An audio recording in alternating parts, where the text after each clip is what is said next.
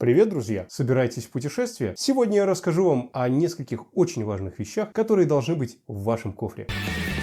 Как часто бывало, что вы собираетесь в путешествие, едете уже куда-то, и оказывается, что какой-то важной мелочи, но такой необходимой у вас с собой нет. Дорога в отсутствии некоторых из этих решений действительно может показаться испытанием. Поэтому оставайтесь со мной до конца, вам точно пригодятся эти решения. Перейдем сразу к делу. Конечно же, вещь номер один, которая нужна каждому мужику, это нормальная бритва. Но я пришел к выводу, что заморачиваться каждый раз с тем, чтобы таскать свою любимую, которая у меня дома стационарная, не имеет никакого смысла. Есть реальное решение, это покупка в ближайшем супермаркете. Однако к бритве подтягивается еще парочка важных вещей, которые так и тянет закинуть к себе в рюкзак. Но я вот этого не делаю.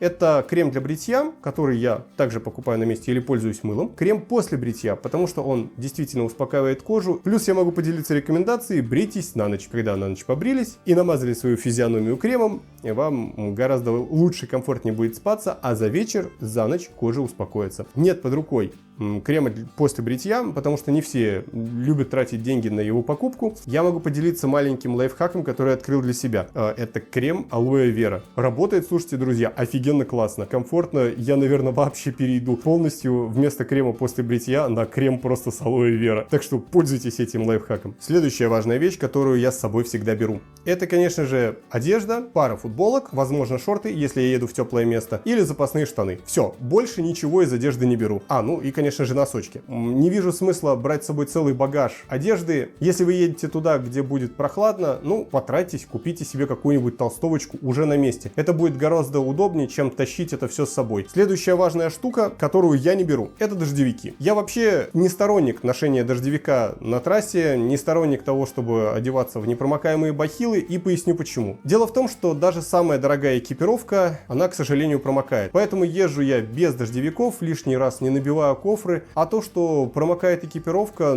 придется ее просушить. Для этого у нас в рюкзаке, в общем-то, есть сменная одежда, которую можно спокойно надеть и по-граждански походить денек и подождать, пока просохнет основная мотоэкипировка. Сам этот факт укладывается в мою философию, потому что я не считаю, что за короткое время нужно приезжать в город и вот все буквально там за один день смотреть. Мне кажется, что все-таки лучше приезжать на чуть подольше и оставаться в отеле или снимать жилье где-то, и там нормально уже сушиться, для того, чтобы ваше путешествие происходило не в спартанских каких-то условиях. Если вы хотите ощутить все прелести единения с природой, тогда и путешествие ваше будет совсем другим, и тогда вам дождевик, скорее всего, не понадобится в принципе, потому что вы же, если едете в лес, вы все равно понимаете, что вы промокнете там, и сушиться там вообще такое себе, и дождевики еще сушить. То есть все это такое, знаете, от лукавого, и, как по мне, это все равно половинчатые меры. Все равно вы будете мокрым, вот что я могу сказать. Поэтому не вижу ровным счетом никакого смысла в дождевике.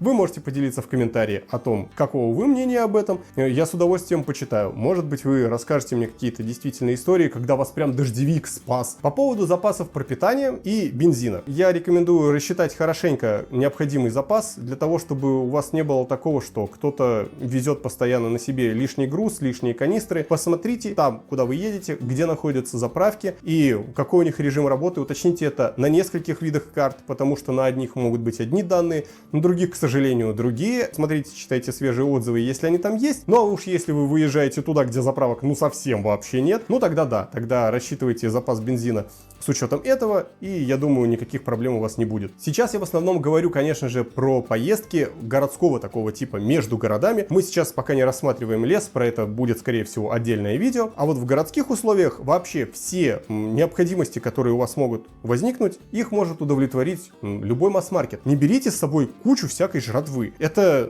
по-моему, нерационально совершенно. Вы можете, опять же, в комментариях поделиться, согласны вы со мной или нет. Гораздо, по-моему, лучше приготовить еду самому или поесть, в конце концов, в кафе где-то. Это не так дорого и сэкономит просто невероятную кучу места в вашем кофре или рюкзаке. Также, друзья, я от всей души рекомендую каждому из вас иметь с собой обязательно Powerbank, потому что разряженный телефон телефон очень не вовремя может быть прям такой большой бедой. Он, конечно, вас не спасет на несколько суток, но подзарядить телефон, когда это будет прям совсем необходимо, он точно сможет. Сегодня я поделился своими маленькими рекомендациями о том, чем наполнить свой рюкзак и чувствовать при этом себя комфортно в поездке. Кстати, я недавно снимал очень хорошее видео о том, почему скорость не главное во время движения. Это все упирается в мою стратегию вообще путешествий в целом. Если вы ее разделяете, я этому очень рад. Присоединяйтесь. Путешествуйте неспешно, наслаждайтесь видами мест, в которые вы приезжаете, и вообще наслаждайтесь жизнью, ведь свобода — это именно то, для чего вы приобретали себе мотоцикл. Ну а с вами, как всегда, был Йорш, друзья. Увидимся в новых видео. Всем пока!